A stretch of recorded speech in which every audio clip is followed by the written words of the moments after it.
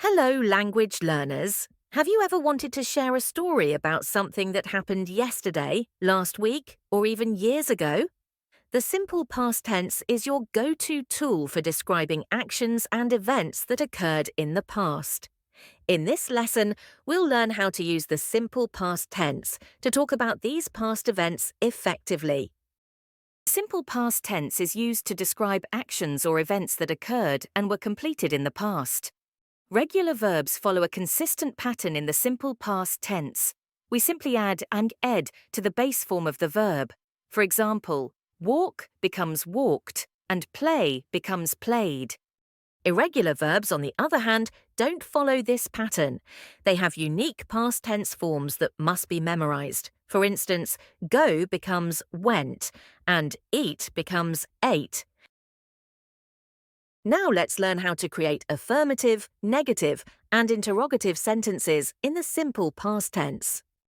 Affirmative sentences in the simple past tense are used to express actions that occurred in the past. The structure is straightforward: subject plus past tense verb plus object complement. Example, she walked to the store. Negative sentences in the simple past tense negate past actions. To form them, use the auxiliary verb did not, didn't, plus base form of the verb.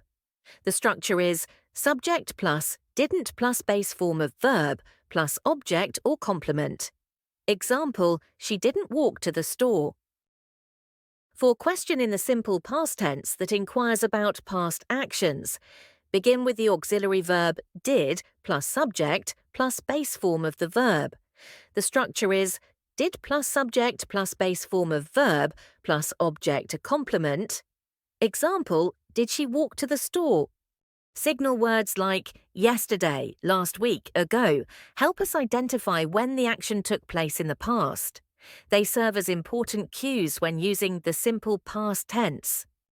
Now that you've learned the basics of the simple past tense, it's time to dive into some effective strategies and tips to master it.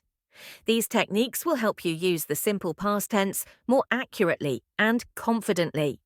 Reading books, articles, and stories in English exposes you to the simple past tense in context.